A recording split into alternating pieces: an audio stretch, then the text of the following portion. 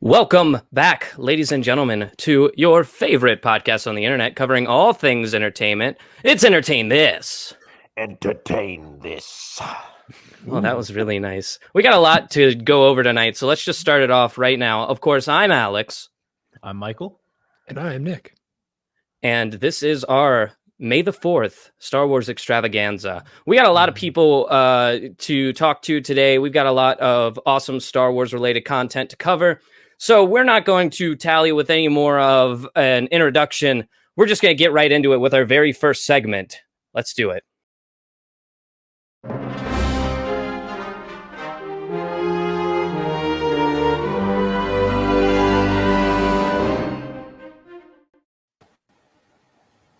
Hello, hello. We would like to welcome to the show some of our friends from the Scene Snobs Network. If you guys want to introduce yourselves, Mick, you're having a good time over there. Why don't you start us off? You see, he used the Force to knock the camera down. That was very Star Wars related. That is very true. No, don't do that again. All right. Yes, I'm Mick Manhattan. I'm creator of the scenesnobs.com network. I have my colleague and good buddy next to me, so I'm going to let him take it away and explain our show. Hi, I'm Casey the Madman, and our show is every Tuesday nights at 9 p.m. live.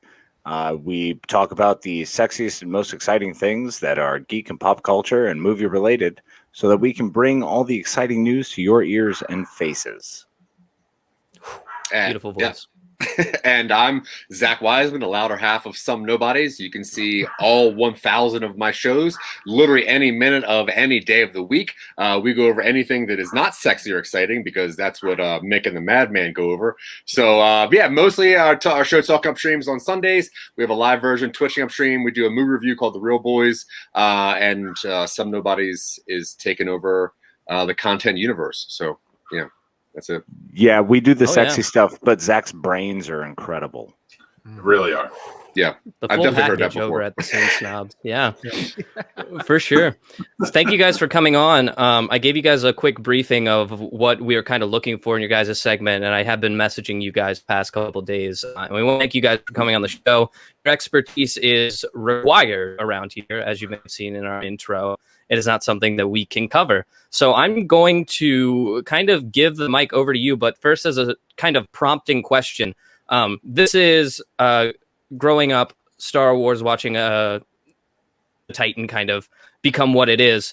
And kind of what we're looking for is it's an experience that Michael, Nick, and I do not have and are curious about. And it's living in a world that maybe wasn't paying such close attention to Lucasfilms or the Star Wars franchise as they were being made. And that's a world that you guys kind of grew up in or experienced firsthand. So my first question to you guys would be, and we can start going from left to right. Briefly, what was it like the first time that you heard about Star Wars, if you can remember, or just kind of the general vibe of Star Wars at the beginning of your journey? I'll tell you this. I know for me, I had two older brothers, so like they saw Star Wars in theaters. I was born in 82, so I was like right in the middle. I watched it on this little thing called a VHS tape. and it was a delightful little contraption. But I remember sitting down. They showed it. They would talk about Star Wars constantly. They'd be playing it. They'd have the wiffle ball bats as the lightsabers. My brother taking a red pen and drawing the wiffle ball bat red. And I was just so like, what is this? I don't understand what you're doing. And they sat me down to watch A New Hope, and I got it. It was one of those things you just got right from the beginning as soon as the scroll hit. I watched the Holy Trilogy, and, my life is pretty much Star Wars now. I've got a tattoo on my arm of the trilogy, I love this. I love these movies, and I'm not going to speak for the other guys because they have fantastic stories too. But it's always been a major point in my life, Star Wars, in some way or form. Because I did watch the original trilogy. Of course, there was special editions that came out in the 90s. I remember highly anticipating Phantom Menace, and I also, for most people who don't remember, nobody bitched about that. I'm sorry if I'm not allowed to curse. We can. No, you are. No, we're super sexy on ours, so like we do curse on our show. Cutting edge. Nobody complained about that movie right after.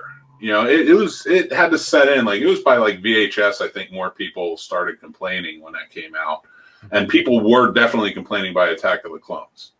But even that was highly anticipated. But like, when you walked out of that theater, people were in. They were like, it's back. Star Wars is back. This is amazing. We've gotten so much more. There's never really been, like, there's a lot of hate about it now, and I think that's because the internet is the devil.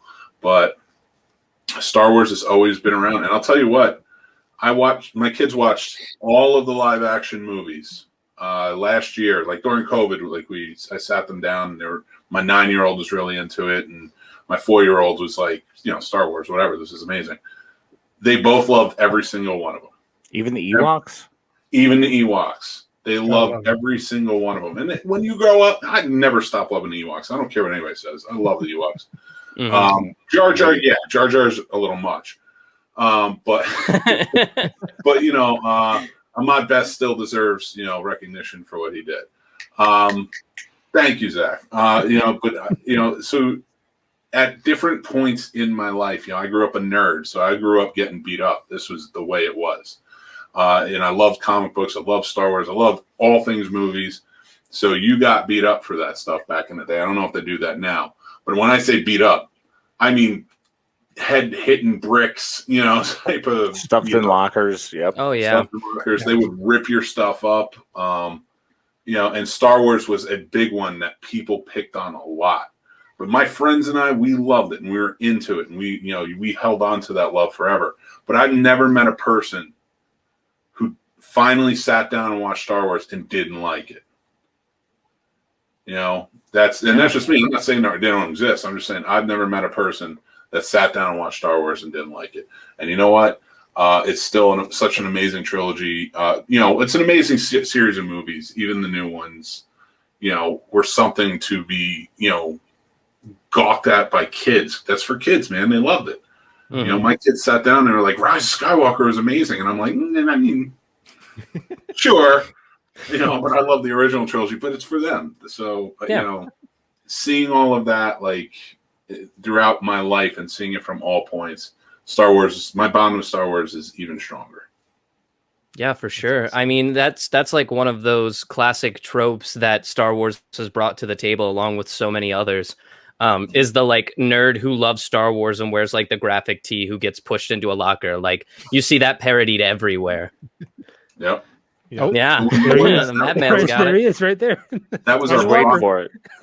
We took those hits because we loved what we loved. Yeah, for sure. Yeah. What about you, I'm Casey? also just really glad to hear. I'm really glad to hear, Mick, that you didn't actually your kids about like the rise of Skywalker. I let them, if they love it, there's a reason they love it. I'm not going to turn them away from it. Yeah, Absolutely, and you shouldn't. So I was born in 1983, so I was born at the time of Return of the Jedi coming out. Mm-hmm. And my aunt is actually the one who got me into it. I think it was like 6 or 7. and really got me stoked for Star Wars. And it was something that had already built up, and I started to get the action figures from flea markets, just from local places. So Star Wars was always part of my life. Like, there's not a point in my life where I don't know Star Wars.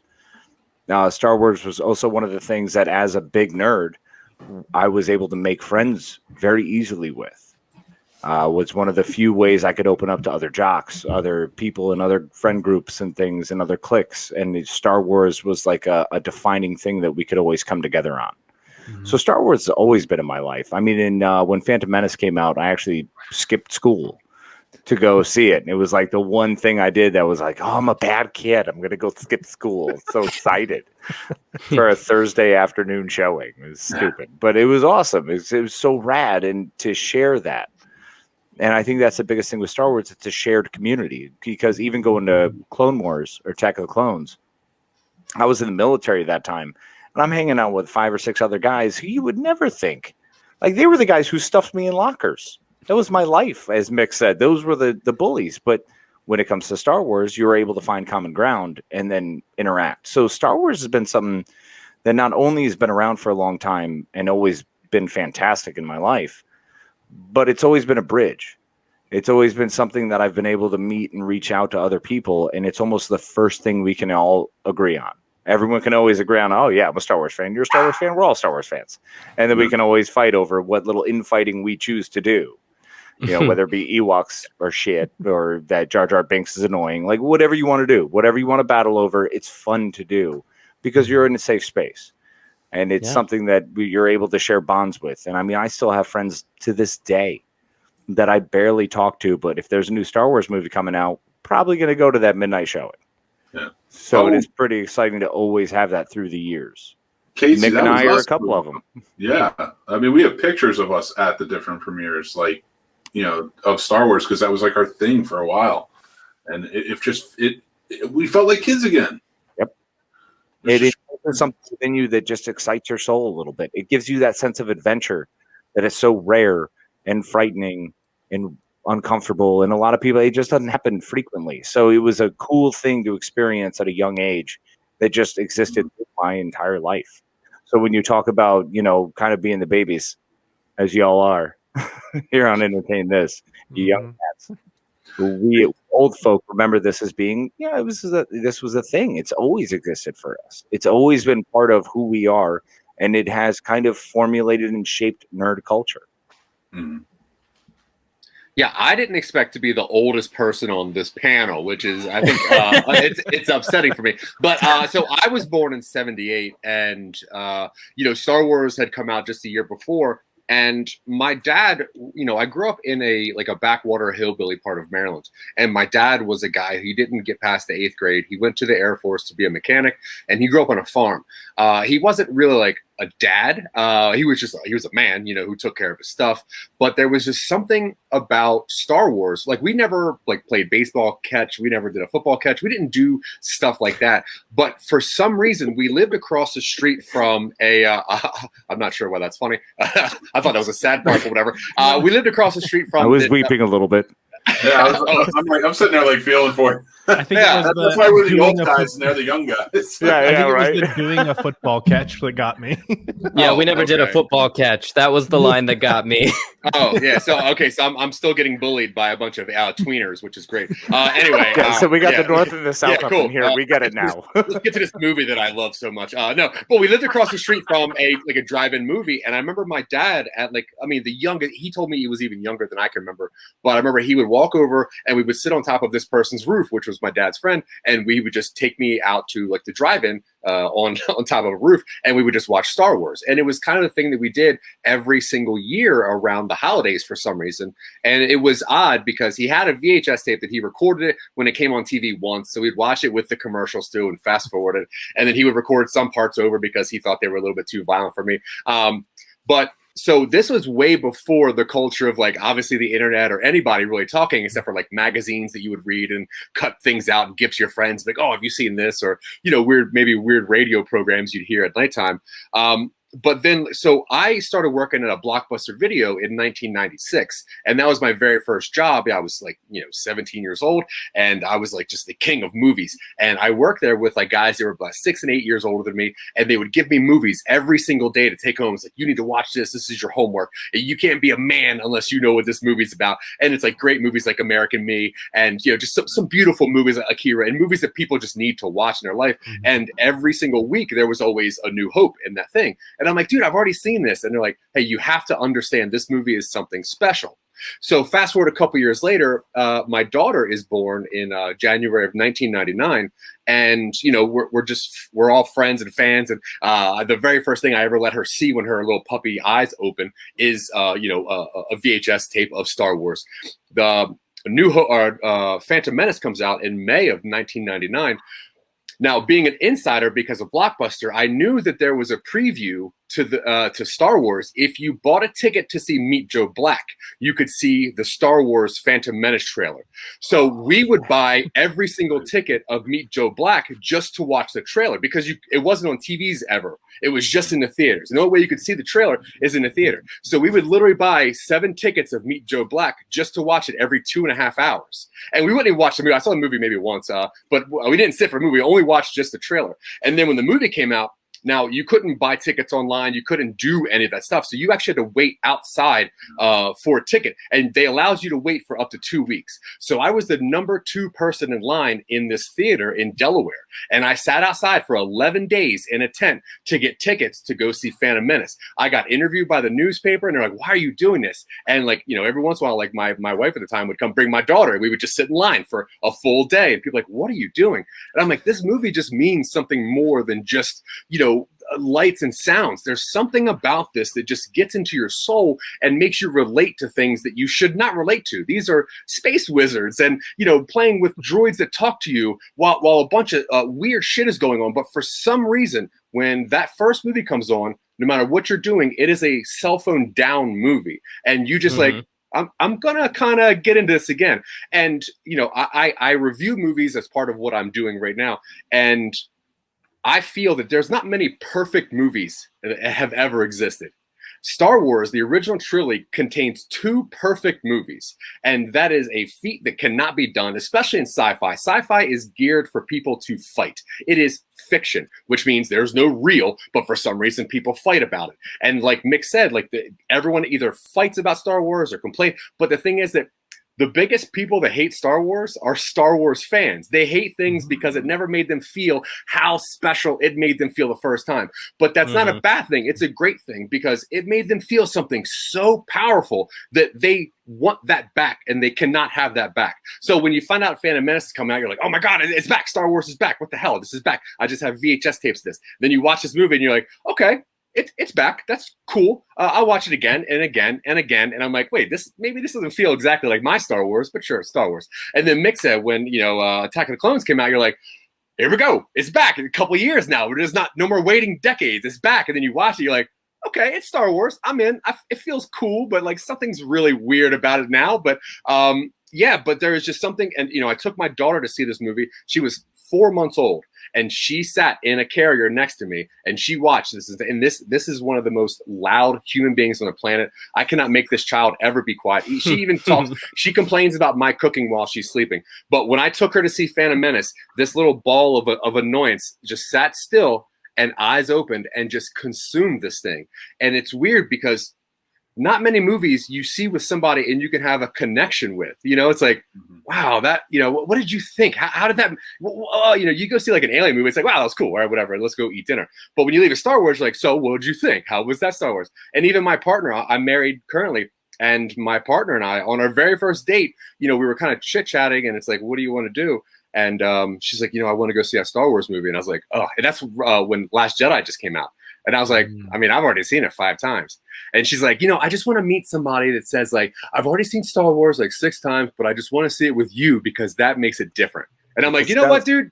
I was like, let's go right now. Let's drop what we're doing. And we literally packed up our food and we went and saw Star Wars. And that was the beginning of our life together. And we left that theater. It's like, okay, what did that mean to you? And that started an actual conversation, not just stupid date conversation. So Star Wars is the most beautiful movie that has ever existed. It surpasses every single genre. It surpasses everything because, like Casey said, you always find somebody that likes it and loves it, that almost loves it more than you, but just has something special about it that just means a little bit special. And that's different than just saying like, I don't like this actor, because it all means something. Somebody saw with their grandparent or with their, and even Phantom Menace, the day that I saw it, my grandfather died. And I didn't know that because I was at a movie theater because I didn't go to work that day. So when I went back to work 3 hours later, it's like, hey man, your dad's been calling you. And I'm like, dude, Star Wars, let me tell you all about this. And my dad's like, what were you doing? Your grandfather just passed. And I'm like, I was in the movies. And he's like, what do you mean you're in the movies? And I was like, I'm sorry. I guess I should have been home, but Star Wars. I was seeing Star Wars. And my dad was like, all right, I'm going to come pick you up. We'll see Star Wars and then we'll go visit our family. And then me and him went and just sat down Star Wars, even though his dad just died. We watched Star Wars together. He held my hand and we left that theater and went and visited his mom. And it was a beautiful thing. And Star Wars is a perfect concept with a lot of flawed components to it. And Casey can attest to this because a huge thing for Star Wars for us, he was the best man at my wedding. And my wife had never seen Star Wars before we met. And we sat down and watched them all before we got married. And she was so into them. But I didn't realize how into them she had actually gotten. And she knew how much they meant to me. And so as a surprise, you know how, everybody will kind of get on either side when they announce you at the reception. Mm-hmm. We walked in and everybody had a lightsaber. All lit up. Wow. She did that. Cool. She put that all together because she knew how important it was. And Casey was like one of the guys that was there, like talking to her about it, like why this will be amazing and stuff. And like it's in every, like Zach said, it's in every fiber of our being, really. It's legitimately we grew up with it, but more than that, we shared experiences with family, with friends, with people who we may not even talk to anymore. Like, I mean, I remember there was a group of people who we went out to watch episode 3 when it got released. And it was such a big deal to watch 1 and 2 together and then stay up afterwards and try to see how far we could go. Yeah. And people who were military friends, friends beyond that, people who I hadn't seen in years, we always reconnect over Star Wars because Star Wars is one of those things that just brings people together because everyone can find that beautiful common ground in a fantastic story. In a world where you can just go lose yourself.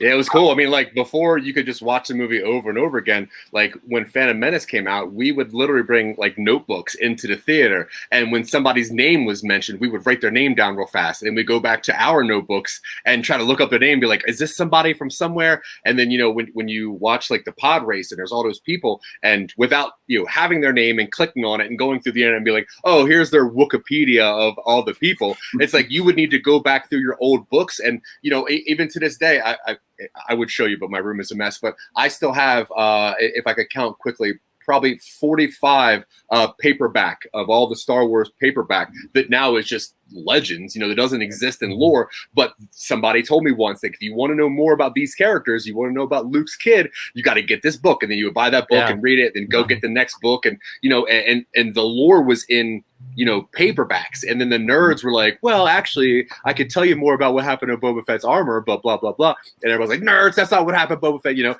But it was also back in the time when, like, the Ewok movies were coming out on TV and the holiday, was on TV. Yeah. So you would just record this and watch it. So that was all part of Star Wars also. Like, hey, Battle of Endor, that's a Star Wars movie somewhere. And then you grow up, you're like, what the fuck is this movie? Like, I don't know. For sure. I couldn't think of a better segue into our next guest who we have coming on. It's a good friend of the show. He actually makes our music for us, but he's going to talk to us about the kind of deeper lore that you're talking about, Zach. But just to kind of wrap up this segment, and we, again, thank you guys so much for coming on. Like, you guys told some super powerful stories that, like, I didn't even expect. especially Zach. Just like I could tell you're a screenwriter because even in your like short telling, there were parallels between like you and your dad and you and your daughter, and then it wraps up at the end with like the death of your grandpa and like how you and your dad just went and saw that last Star Wars film to feel better. Oh my God, I watched the like screenplay play out in my head. Absolutely beautiful story. It's poetry. It's poetry. It really is. It's It really is. I'm going to ask one more question, and as fast as you guys can answer, we're going to try to keep it a little short because our next guest is in the studio. No, not that. And keep it as short as you can, but this is a big question. Star Wars contains maybe one of the biggest twists, at least the original trilogy, one of the biggest twists in all cinematic history. There's that special moment where you hear Darth Vader say, that he is Luke Skywalker's father. Was that something that was spoiled to you guys before viewing it, or did you experience it firsthand without knowing? And if so, how did that feel in like 3 words, if you can manage that? I cried. I cried in the theater, and my dad. 3 words, Zach. 3 words.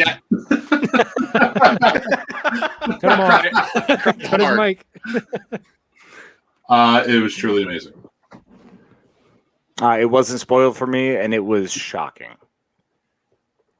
That is incredible. And I want to dive so much deeper into that moment for you guys. And maybe that'll be its own segment on next year's Star Wars Extravaganza as we do episode 3. But until then, thank you guys again for coming on. We're going to transition over to our next segment. You guys rock. Hey, thanks for having us. Y'all take it easy. Be awesome. Thank you. For sure. Thank all of you. Oh, I forgot to say it. May the 4th be with you. Hey, that's pretty good. Guys, that was an incredible segment. Oh my God. Super powerful. Yeah. Man, this is shaping up to be a crazy Star Wars May the 4th special.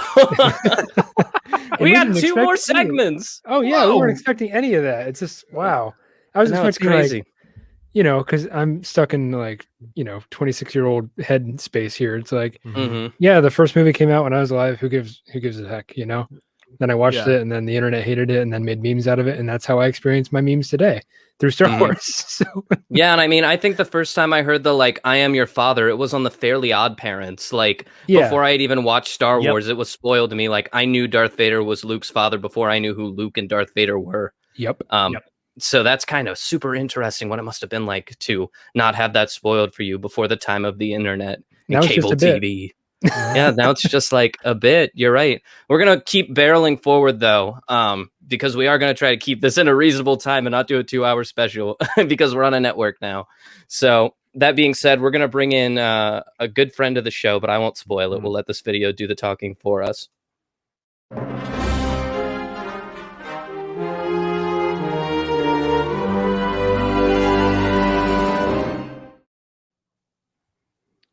It's DJW. There he is. All right. Hey, what's going on, guys? Can you hear me? Yeah, we can hear you great, man. Awesome. Welcome to the podcast, especially the video version of it, because you've been on our show before. And last time that you were on our show, you said you guys just did a May the 4th special. You didn't invite me to come on, and I said to you, next year we're gonna have you on so that you can delve into some of the deep lore that not everybody knows. Yes, because that's what you and I originally bonded over. I think you were telling me about like what you wanted to see the 3rd trilogy contain, and you were telling me all the like deep lore from the Legends stuff. So I'm curious about that.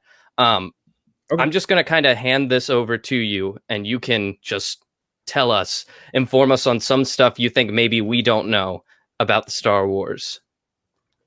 Yeah. So, specifically what I was talking to you about was George Lucas, basically. And for everyone listening to this, you can easily go on YouTube. There's a channel called Star Wars Theory where the guy that runs it does perfect of going into deep lore, and he actually reads the comics like in voiceover and everything. But basically, I wish we would have gotten where we saw Luke and Mara Jade, who was his wife in Legends, and then Han and Leia's kids.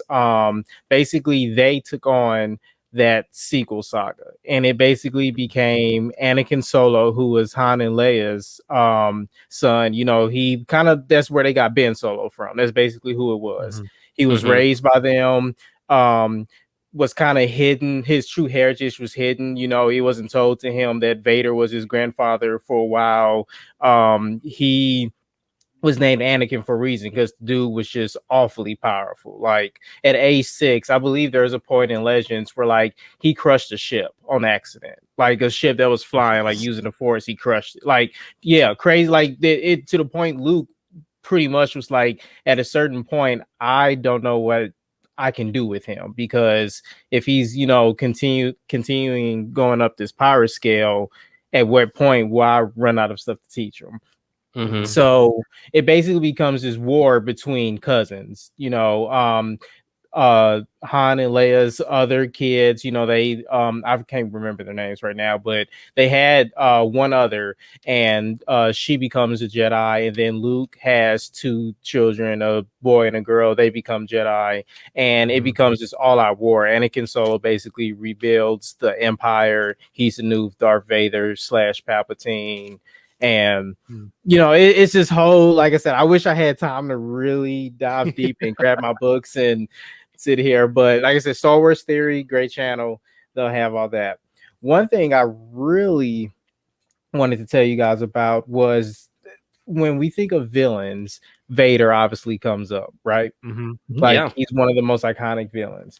A lot of people don't realize that Vader was actually, in terms of power, he was one of the strongest, but he actually was not that strong compared to what Anakin even was in Revenge of the Sith. Yeah.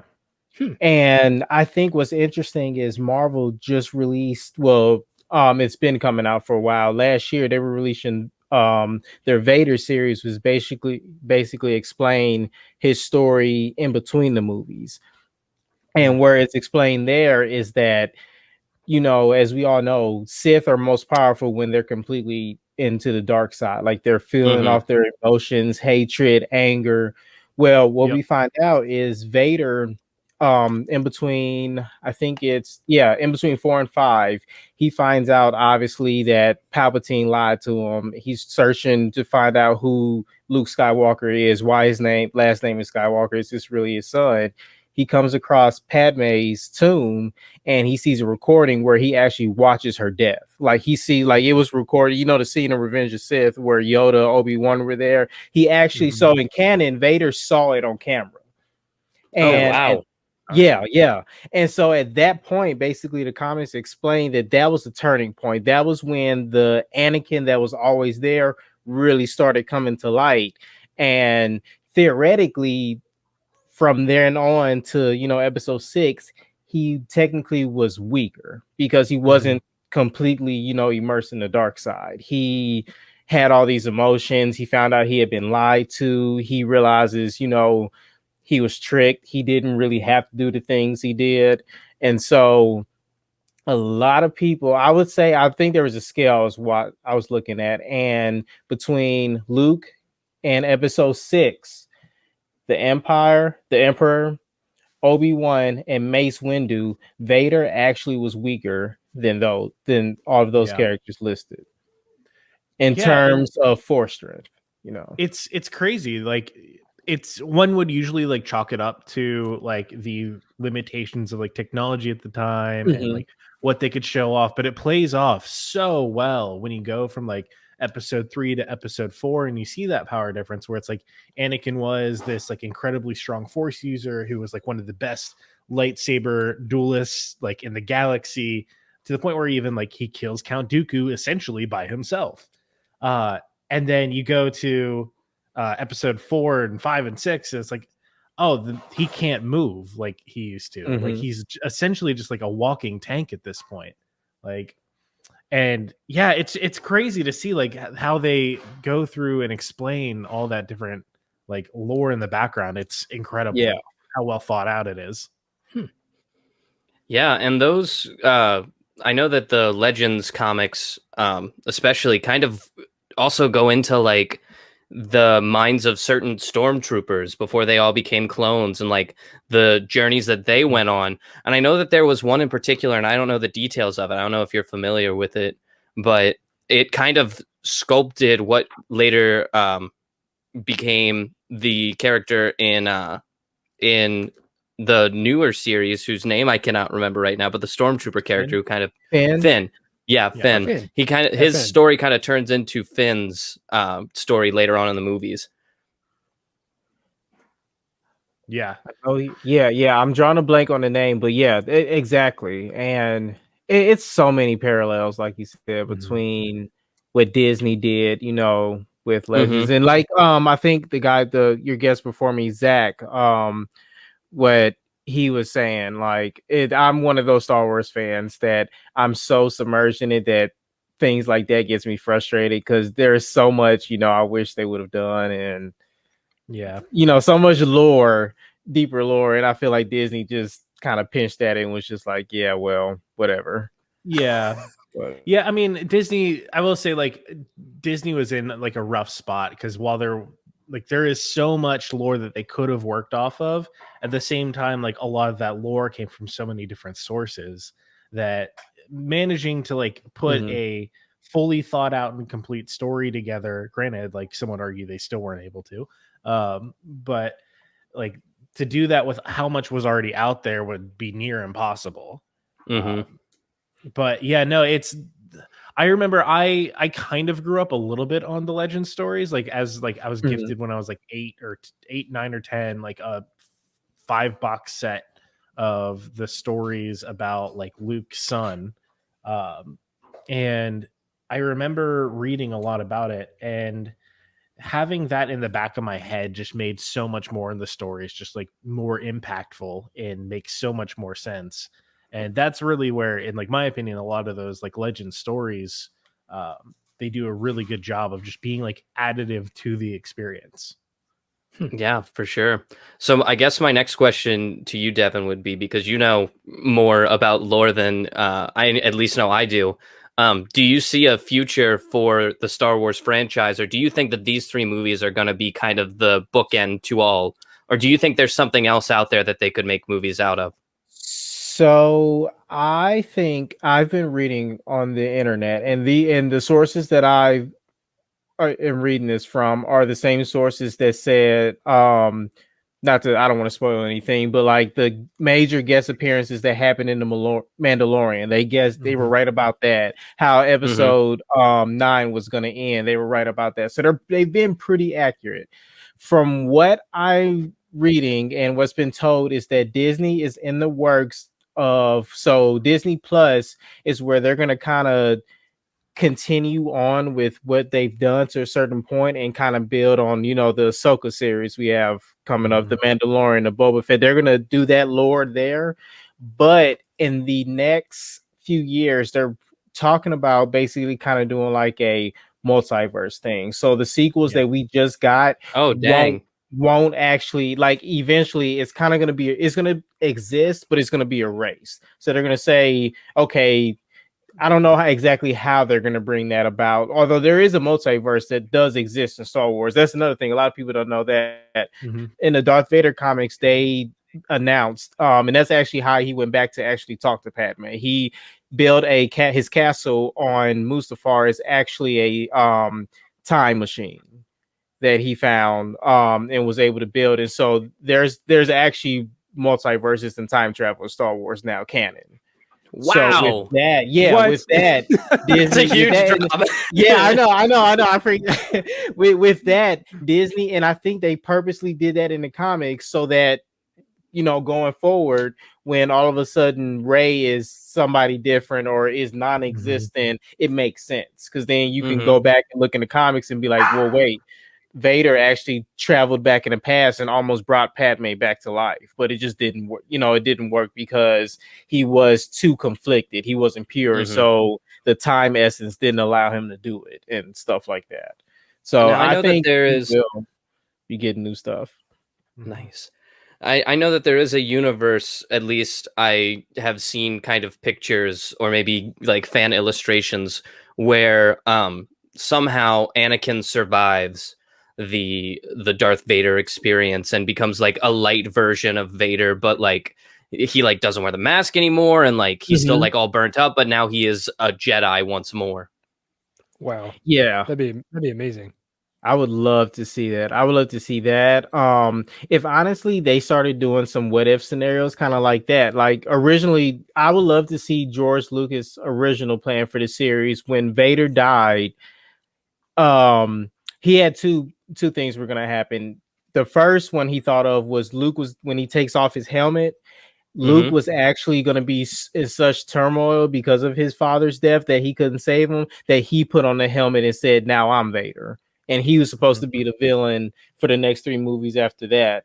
And then the second option he had was he wanted actually Vader to go after Leia. Because technically, again, another fun fact, Leia was naturally stronger in the Force than Luke. From birth. Luke obviously trained, even we saw in the Return of Jedi or Rise of Skywalker, Leia trained to a certain point. But Leia naturally was actually more gifted. And so it was actually supposed to be Vader and Leia were going to overturn the Emperor, and then Luke was basically going to have to take both of them down. So his sister and his father. So I would love to see like alternate, what ifs, like if that happened, how would things go from there? Crazy. Yeah. And I mean, like Disney has such like a vested interest now in Star Wars into making sure that it like is not just like a major part of like nerd culture just going on for the rest of the time, but also like continue just making stuff, just whatever it can be, that like there's ultimate potential for anything to happen. Yeah. And I'm all for it. Give us more of that Star Wars juice, man.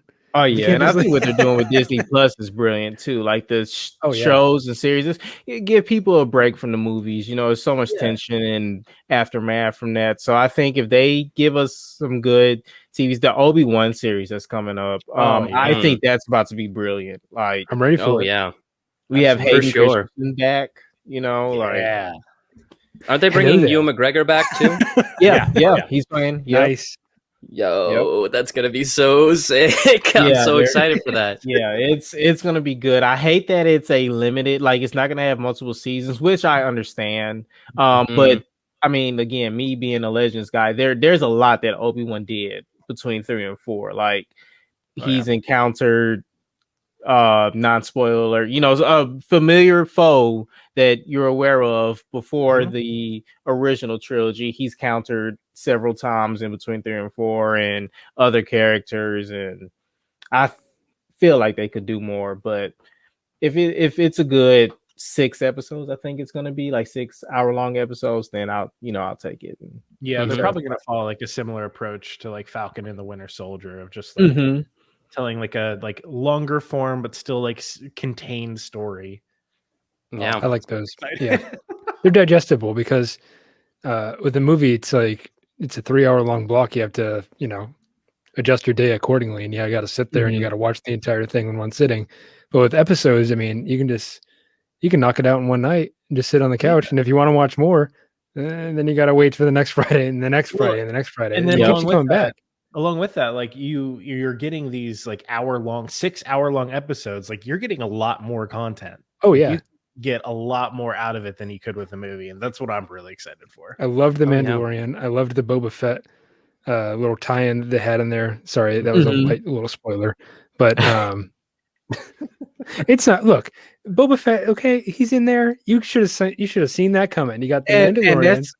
I've been trying that, like that's why I've been trying to catch myself with spoiling, because I know there might be people that haven't seen it, but like you said, I mean, it's been out for months now at this point. Yeah, the internet. I'm sure you've been spoiled by the internet. The Baby Yoda thing, and that's been like Baby Yoda, don't we, guys? Everybody loves this Baby Yoda. Yeah, you make anything a baby, we'll eat it up. So is the Mandalorian based off of established canon? That'd be my question. Yeah. Or is it just something Disney came up with? As far as I'm aware, I think he's a new character. Okay. I'm not even aware of who he would be based off of in Legends material. Trying to think because the time period is before the sequels. Luke's, it's in the primary of Luke getting ready to rebuild his Jedi temple. So yeah, I would believe that it was a fairly new character. Like they probably got the idea, from somewhere, like in influences. But as far as I'm concerned, he wasn't like somebody in Legends before. Yeah, I will say Very that they did do like a really good job of pulling all the lore for like the Mandalorians from all the like pre-existing sources. Like they stuck really well. Nice. I think my last question for you would be, and you got a little bit of time left, so feel free to expand. But out of all of the Legends stories that you've heard, and take your time trying to think of one if you need, what would you want to see Disney Plus turn into maybe a short series that's maybe as far out from the original canon as it can be, but still falls in that same universe? What's your favorite story that you would like to see go live? Oh man. So I got two. The first one is I would love to see. So we all know episode 5, Darth Vader cuts off Luke's hand. So in Legends, Emperor Palpatine actually cut off that hand and made a clone. I can't remember if he either cloned himself like after his death from the hand of Luke, or he cloned Luke. Had a clone of Luke that was activated after his death. And on YouTube, there's like a crazy fan-made CGI of that fight that explains how the Legends book did it. And oh man, it was a crazy fight because it really pushed Luke. Like Luke was inches away, like to fully submerge himself to the dark side in order to beat the clone Luke. Like it was just a crazy emotional fight. You know, it really pushed him to the edge. I think it was important for his character. And then the second would be which I think we're getting, but the Knights of the Old Republic. That's still considered somewhat legend. Some of it is starting to make its way to canon, but the Knights of the Old Republic, I would love to see that, especially if they say the Game of Thrones directors do. Yeah. They're still going to do those. That sounds awesome. I would love to see that. Man. Yeah, that sounds great. Dude, again, just another great segment. So apparently we're doing all right. Before we let you go, DJW, do you have anything that you want to plug? Any like projects you're working on, or any like songs you want people to go stream? Oh man, I got so many coming out right now. I can't even pick one. But obviously, if you're interested, for all your listeners, I do music for podcasts, artists, D33JW. Look me up on YouTube. I have free beats on there that you can always download to use for streaming. That's a big thing actually I want to promote is I make beats on YouTube that you can have to make music, make full songs, you know, for streaming, Twitch, podcast, all that stuff. So even just for listening, pleasure. Yeah, so. And your name is D33JW. It's listed right there on the screen for anybody who wants that. I know a lot of podcasters listen to us, so if you guys are looking for new music for your podcasts or anything like that, go check out DJW on YouTube. He's got some great stuff that you guys can use, and you'd really appreciate it. We'd really appreciate it too. Make sure that you reach out to him though and let him know that you're using it and how much you like it, because I'm sure that'll make him feel good. For sure. Thanks again for coming on, man, with your deep lore cuts. We really appreciate it. Thank you. Sweet. We'll go ahead and... Guys, we're pulling it off. We're doing it! Dude, just take the brief aside, just be like, we did it! It is... Well, it's nice to have the original I'm really glad that like we've been able to avoid talking about Star Wars for like the last year, like as much as possible, because like it's really making me happy to talk about it again right now. Yeah, it wasn't by design or anything. It just we didn't have a movie to discuss or bicker about, so we didn't. Right. So nice segue that I'd like to ride into our next segment would be, we were just talking about Disney Plus and Disney's acquiring of Star Wars and what they're doing with it. And they're doing some good stuff over there. We all love The Mandalorian. And Baby Yoda probably made billions and billions of dollars to somebody. And good for them for that. But even furthermore, with Disney acquiring Star Wars or being allowed to use them, we've seen a lot of awesome experiences come out of that. And we've brought someone who I would say is an expert, and of course is a friend of the show, someone who our audience is more than familiar with. So let's get right into that.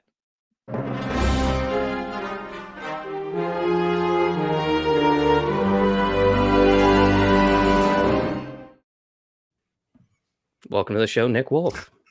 How's it going? There he is. I'm back. He's back. SpaghettiOs. You know, I joined not early. I know Alex, prior to today's, episode, you were like, hey, you should tune in and, listen to the show and kind of get a feel. Super swamped today. A lot of crazy things happening right now. No worries, man. I'm drinking, obviously, to just get through the day. But when I chimed in, I caught the last bit of your previous guest and you all talking about Mandalorian and everything like that. And there were so many times when I was like, damn it, I need to chime in. I need to set the record straight on some things. So I'm excited to talk about Star Wars. But then when you segued to me, I was super surprised that I'm talking about the theme parks. I was not expecting that. You were experiencing them firsthand. Yes, I have. But we could talk about anything that you would like. But I do want to kind of delve in because you've experienced these Star Wars faraway worlds. Galaxy's Edge is I believe what it's called, firsthand and probably multiple times. Which is way more than I can say, and I can't speak for the other two hosts. But I'd never been. No, I haven't either. Yep. So we brought you on, and if you could just. And we'll talk about your Star Wars hot takes afterwards. Yeah, we'll have time. But yeah, just to like get us going. Yeah, I want to talk about the parks if you're down. Yeah, no, I'm certainly down. I don't know how you want me to delve into this, but I guess I can start with this has been kind of a long gestating thing over the course of since when Disney purchased Star Wars, and it's an interesting thing because I actually got the opportunity to go out to Disneyland, which was the first park that opened. Galaxy's Edge opened at Disneyland first, and I joined some lottery system where I was able to go out there, and I had a 3-hour window to tour the park, and one of the rides was not open. It was Rise of the Resistance. It was the top tier ride, the one that everyone was really excited about, the one that was allegedly 20 minutes long, the whole experience and everything like that. So the only thing I got to do was the Millennium Falcon ride. Both parks now, as it stands in 2021, are pretty much the same thing. There's some minor differences here and there, but for the most part, they are the same. And I guess what I would in general summarize it as is that it is the most immersive, detailed theme park I've ever been to. Wow. And this is hot off the heels of Universal coming out swinging with the Wizarding World of Harry Potter. And Disney tried their hand at trying to create that sort of immersive movie property theme with Avatar, right? Pandora. And it was a hit. But once they acquired Star Wars, it transcended into a whole new ballpark, and everyone knew it was a matter of time before this came out. And it is one of the craziest things I've ever been to. And personally, I think everyone should go out there and check it out. If you guys have questions about it, please. I know I'm kind of rambling because honestly, there's a lot of things to talk about, whether it's from the attractions, the interactive with the cast members, or whether it's the food even, Oh yeah. And the bar that they have there. So by all means, I would love to answer some questions if you have any about pretty much all of this. Yeah, you pretty much just made a list of all the things I had questions about.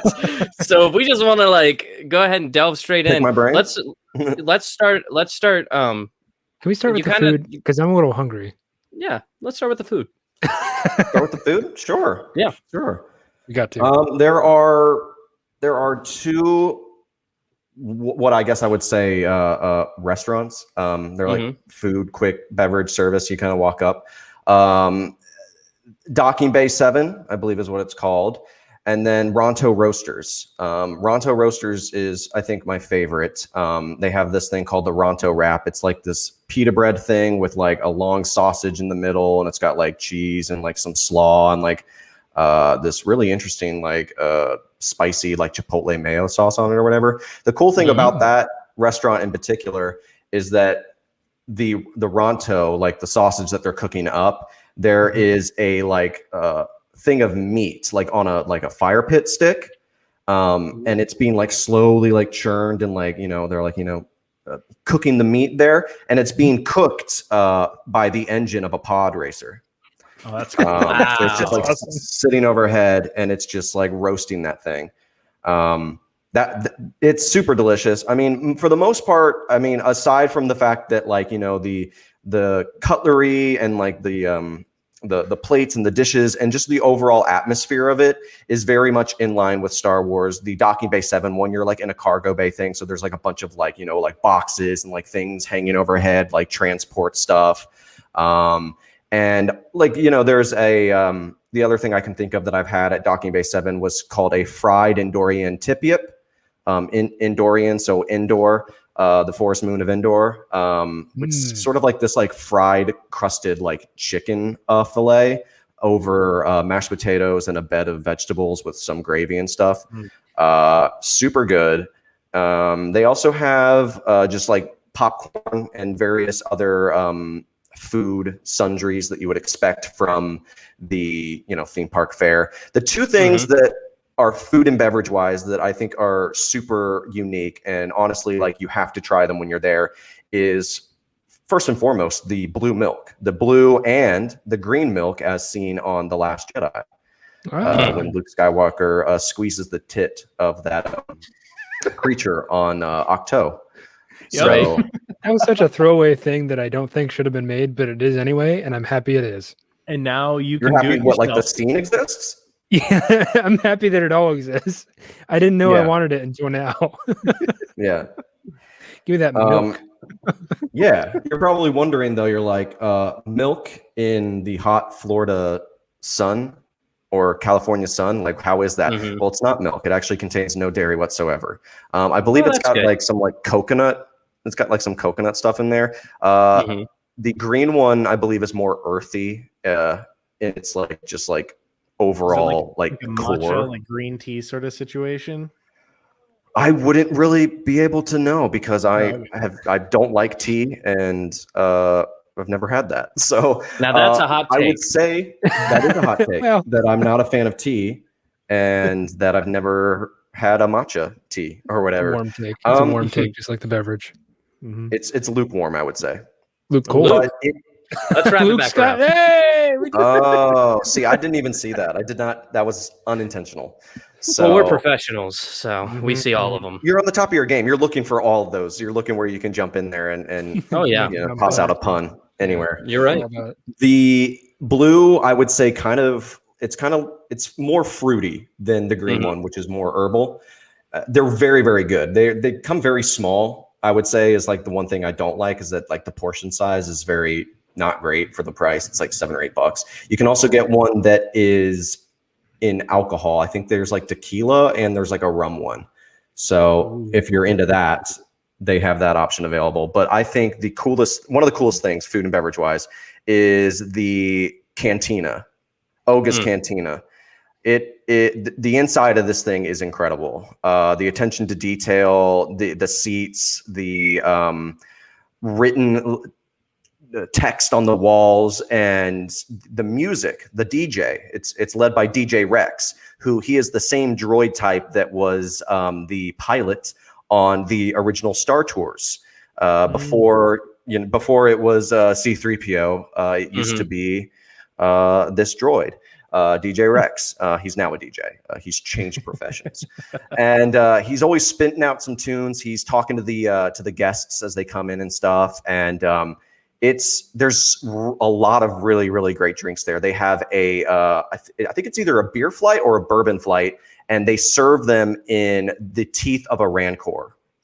So the Rancor in episode 6 that Luke defeats in Jabba's palace, they have like teeth, and you can take it home too when you're done. It's super cool.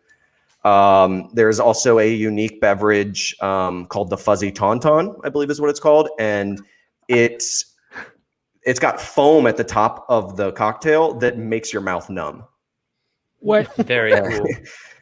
It's super delicious, and the sensation is super weird. So yeah, that's, I guess, a brief taste, I suppose, of the food and beverage offerings.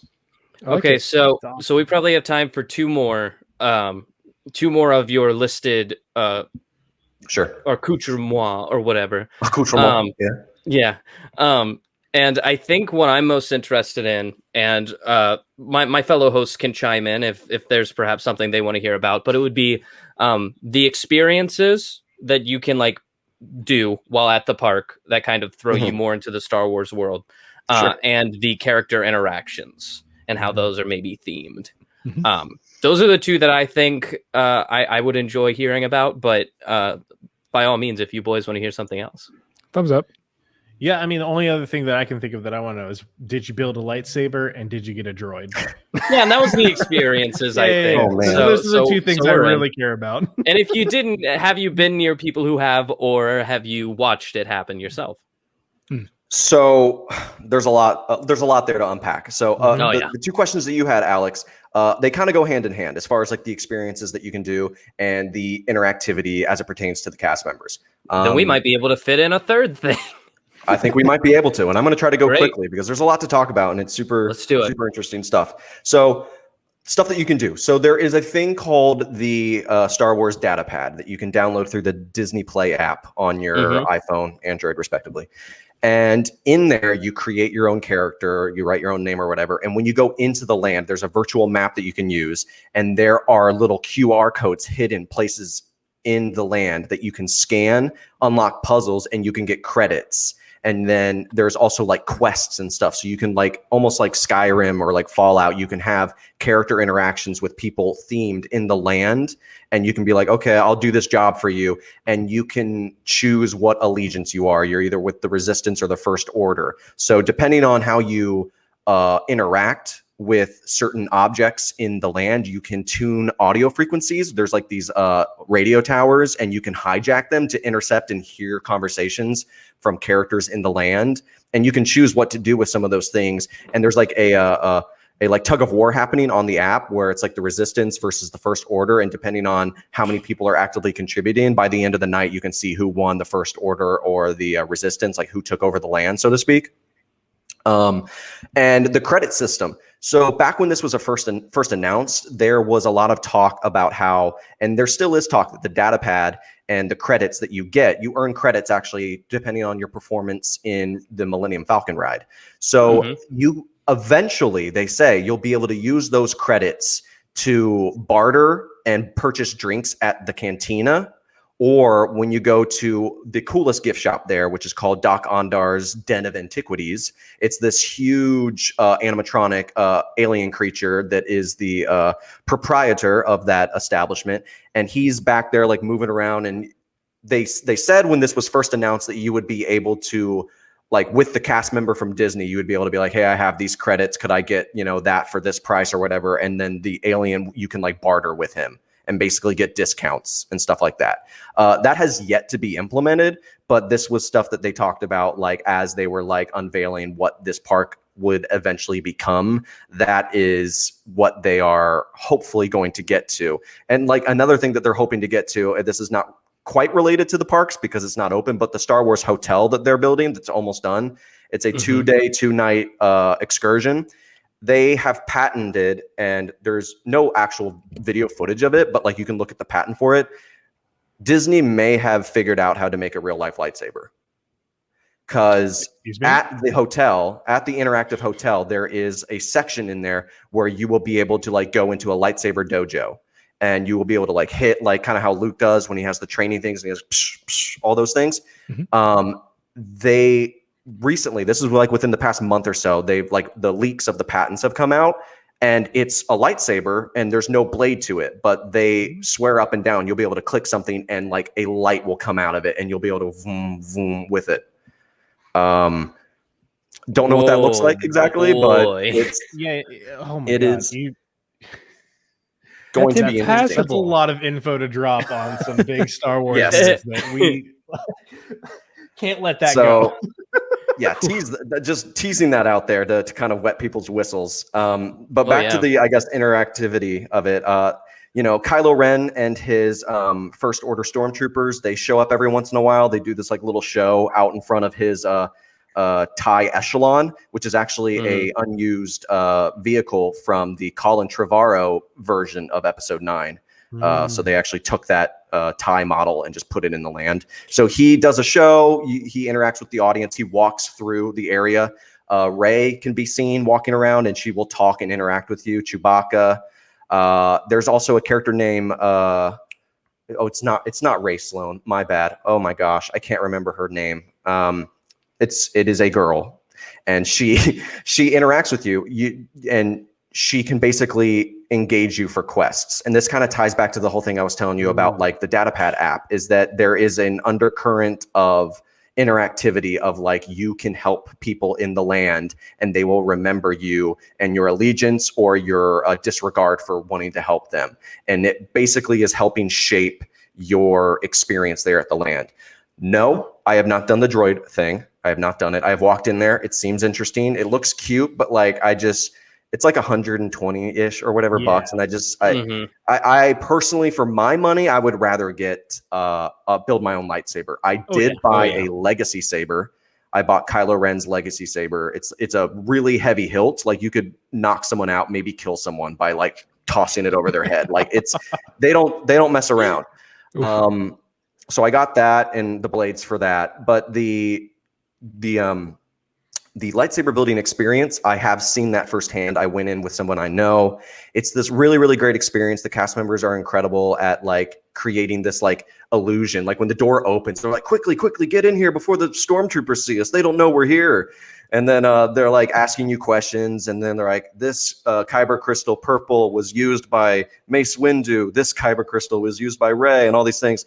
And you pick your kyber crystal, you pick like basically the Jedi form that you want to be, like truth and power, or like justice, or like, you know, depending on where your attributes and personality lie. And then there's different customizable like factors, either the bottom part of it with the hilt or the top crown of it. And then you put it into this machine thing, and then they like shut it or whatever. And then all the lights go down. And then like all at once, it just goes in a line. It goes and all of them turn on, and like the case is like open, and everyone just lifts their lightsabers up. And it's just like, and all the music swells, and Yoda's like, and you're just like, Yoda be doing that. His disemboweled voice just permeates in the area. And then they give you this sweet like satchel thing there. You can like sheath it behind your back, and you just carry it with you. Oh, that's and cool. it's super exciting. I don't know, Alex, I don't know how much more time you guys have, but I would love to touch on the two attractions briefly. Let's do it. Let's do it, man. Let's do it. Great. So the first, like I said, when it first opened at Disneyland, it only had the Millennium Falcon ride. And the Millennium Falcon ride is underwhelming if you wait very, very long for it. So basically how it goes is they did build a 2-scale replica version of the Millennium Falcon. And it's like movie quality perfect. It's huge. It's to scale. And you go through the garage, and you're snaking your way up there. And then eventually it leads you into, I guess, like the lobby of the Millennium Falcon, you know, where the Dalek board is, and just like where Luke, you know, did the training with the droid.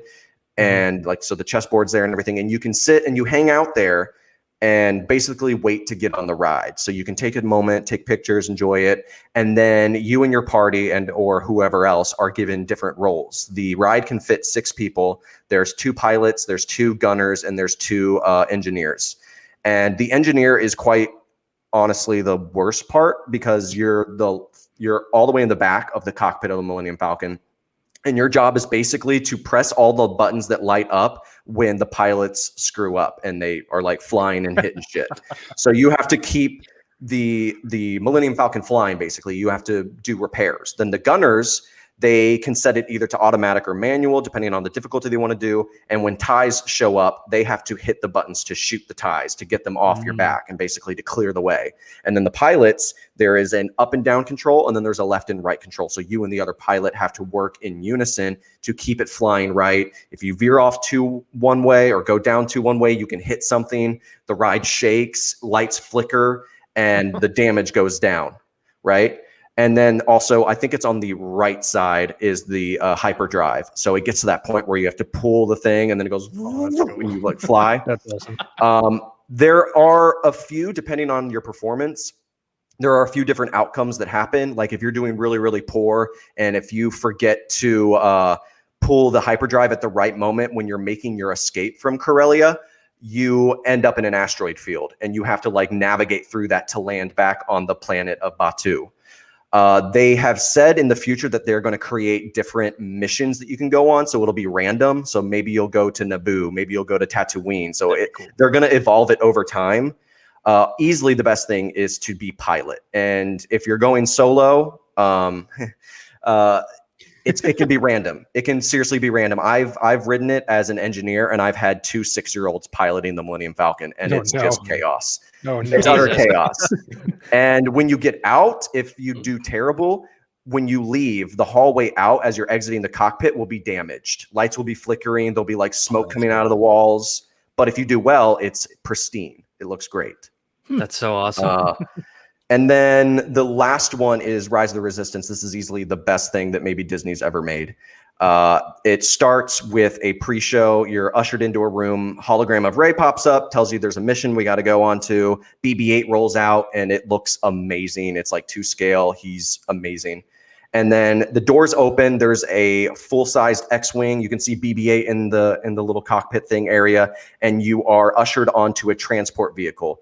Doors open, you get in there, and it's almost like a subway train, it looks like. And then all the screens show the outside of the land. And then there's an animatronic of a Mon Cala, like Admiral Raddus from Rogue One.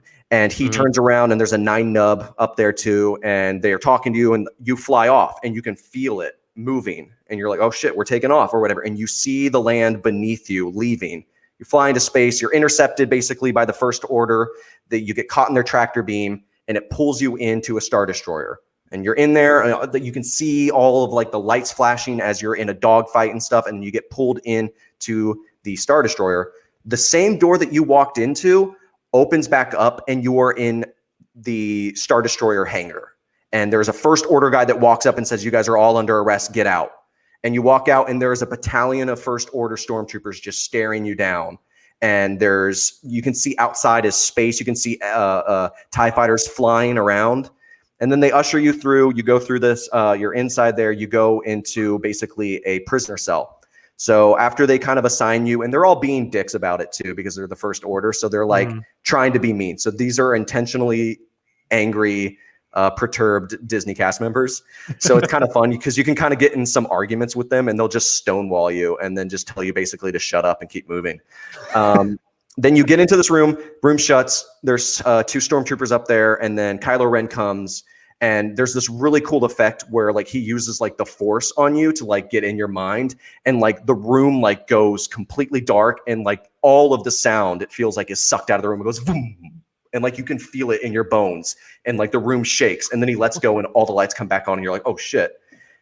He leaves, and then in the wall, they basically tear open a door. It goes, and like the door moves. You're saved by the Resistance, and you get in these little buggies, and then you're off to the races. It is a trackless ride, so it kind of just like moves around, and it skates. There's no track. It's just like floating ostensibly, and totally impressive sets. It's 2 scale. You get into a room where there's 2 life-size AT-ATs, and there's a moment where you back up and you go up this elevator, and the AT-AT turns to you and it fires, and you can see the bullets, and they rain over the top of the ceiling, and they explode in this one corner.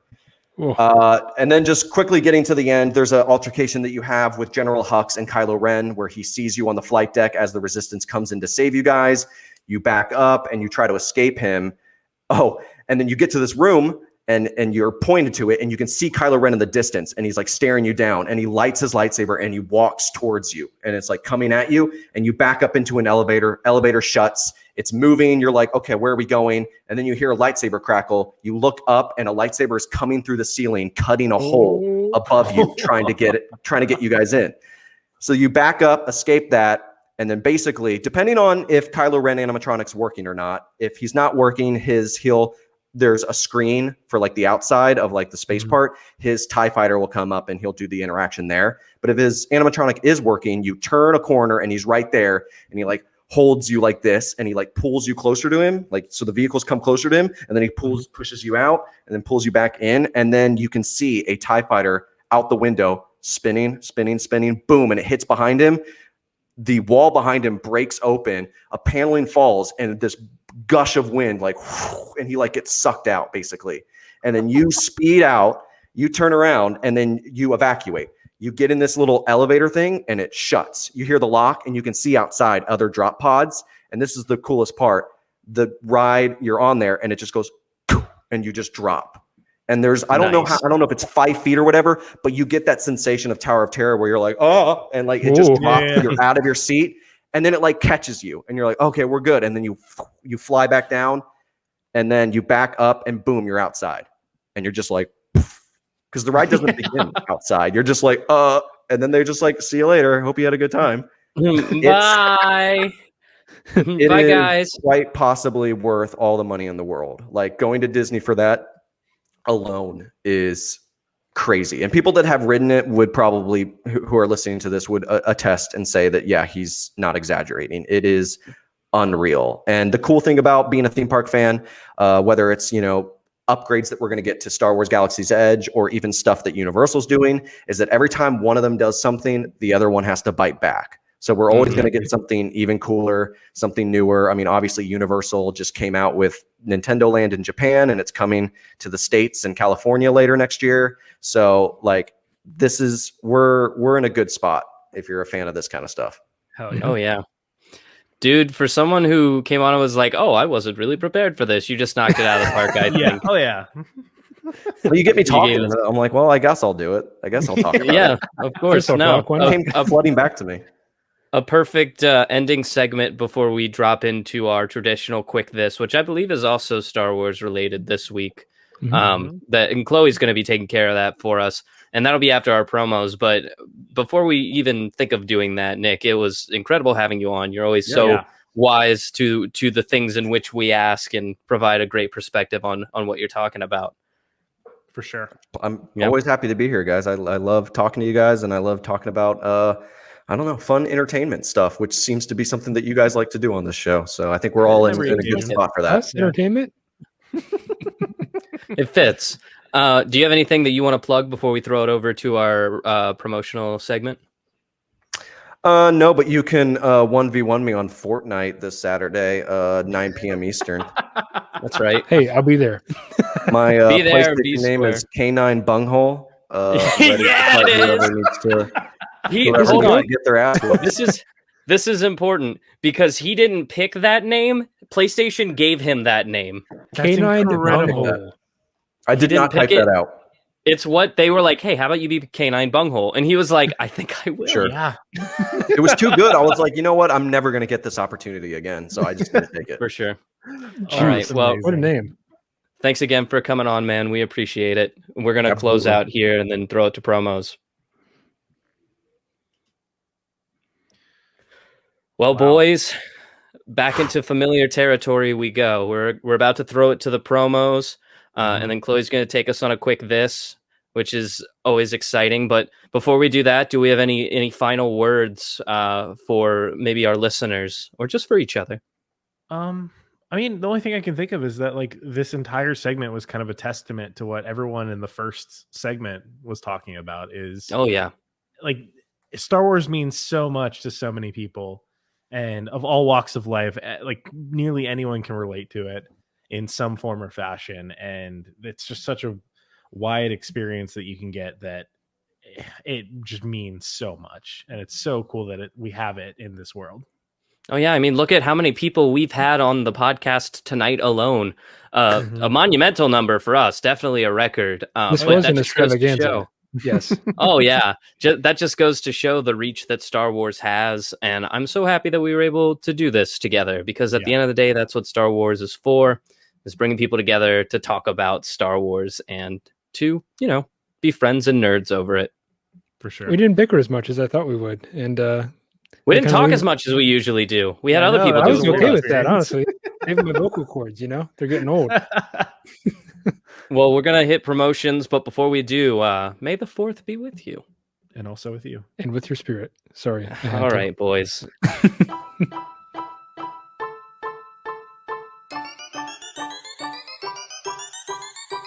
Justin Wallace, Mitch Glasgow, and Deanna Cosby, 3 daily commuters are joining forces to create the comedy podcast known as Carpool Shenanigans. Each week we'll take a topic, tell a story, and hopefully make your drive to work just a little less shitty. Now the episode's about to begin, so we ask that you sit back, relax, and of course, let's get weird.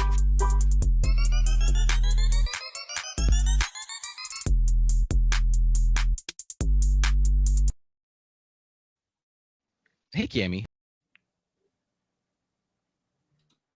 Hey, Cammy. Hey, Bryant.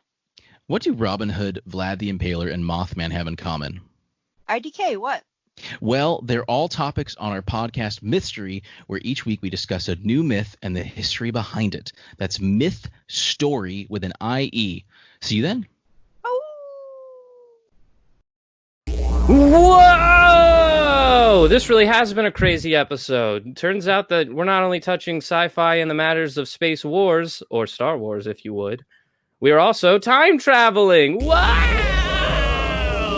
It's crazy. We traveled back a full 3 hours to 4 o'clock that same day, and we are now going to do a quick this. Lucky for us, Chloe was able to come onto the show again after her episode last week where we talked about BoJack Horseman. And Chloe, I have come to understand you have a quick this for us. Is that correct? That's right. If somebody would pull up a timer, I'd love to get it cracking. All right, let's get it cracking. Unfortunately, on the Millennium Falcon, I do not have my cell phone. I accidentally shot it out of the blast cannon. Whoopsie. Let's go. I got one right here for you. Okay, all right. You boys ready? Ready as I ever be. And go. Boom. All right. So I'm going to talk about the 501st Legion, which you may be familiar with. It is a fan-based organization in America that is dedicated to making and wearing out screen-accurate replicas of stormtroopers, Sith Lords, clone troopers, bounty hunters, and it is made up entirely of volunteers, and they have done a bunch of charitable work for like 20 years. They were founded in August of 1997 by Albin Johnson and Tom Cruise. They are considered a 501 nonprofit organization, and they have done wonderful things all over the world. And we're going to get into it. If you want to check out their website, it's www.501st.com. It was formed in South Carolina, and it now has over 14,000 active members worldwide with over 26,000 approved costumes.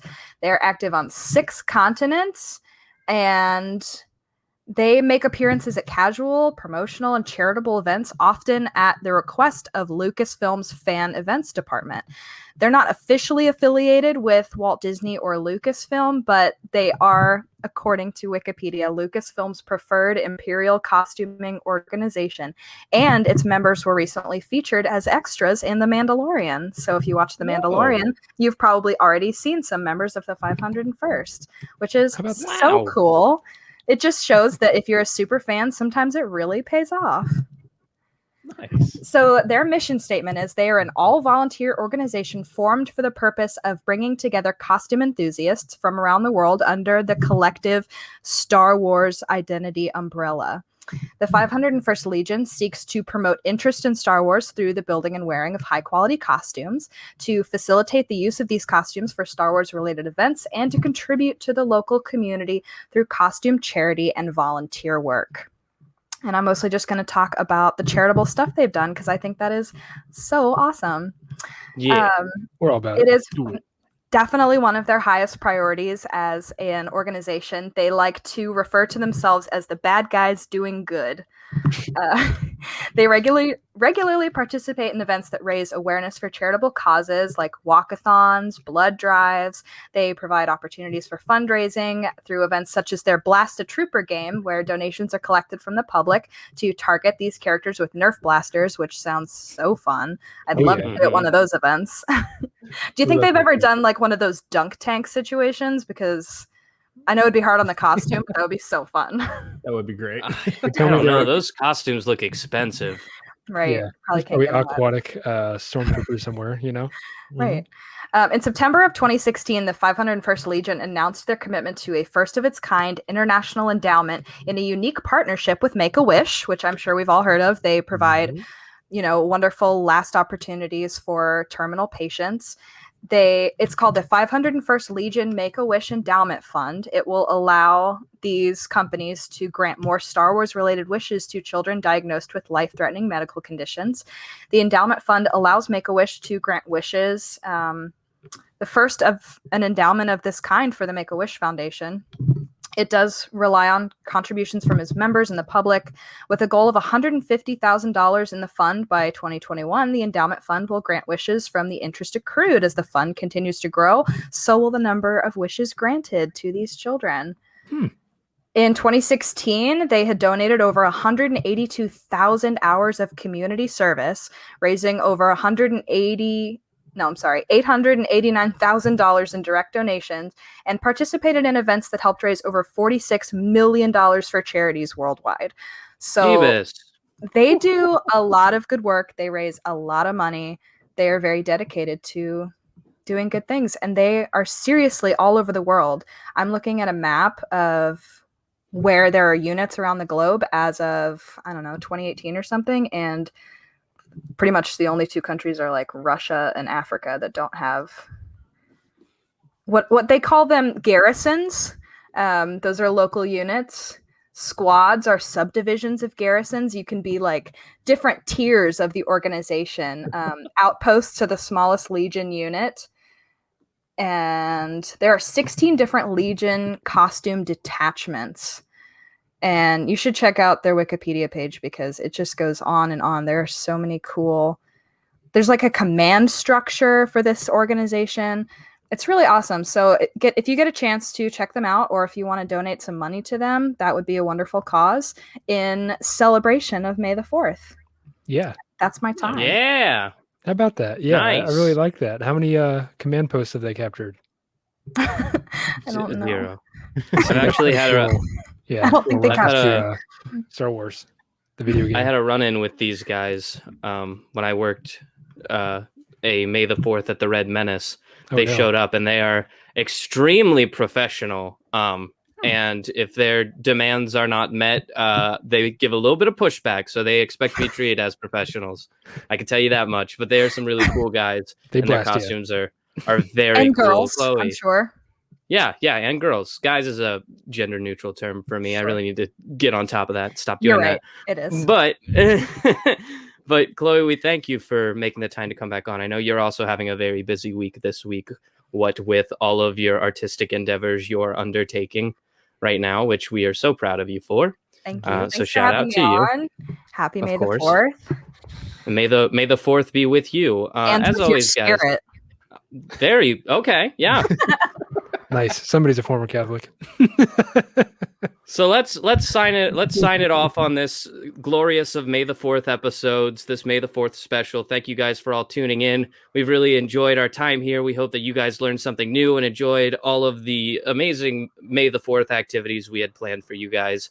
As always, if there's something that you want to see us cover on this show, you can reach out to us on our social medias. Our Instagram is Entertain This Podcast. Our Twitter is entertain_this. You can also find our website. It's entertainthis.net. If you go there, you scroll all the way to the bottom of the homepage, you can find a little questionnaire that you can fill out and send us a message. Or you can just email us directly at entertainthispodcast@gmail.com. Suggest something to us that you want us to do on the show, and we may take your suggestion, give you a shout at the beginning of the show. As always, entertain us so we can entertain you, and you can entertain this. And may the 4th be with you. Sign off, Chewbacca. Good.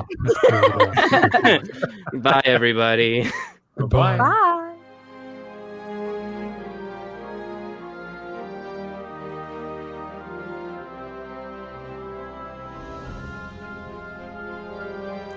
This episode of Entertain This was written by Mick Manhattan, Casey the Madman, Zack Wiseman, DJW, and Nick Wolf, with additional commentary from Nick Mustakangas, Michael Savoya, and Alex Steele. Special thanks to all the guests on this episode for making this Star Wars Day an extra special extravaganza. Our theme music is Rush Hold by Aaron Spencer, with additional interstitial music by DJW. Tune in every Friday for new episodes. Thanks for listening, and may the 4th be with you.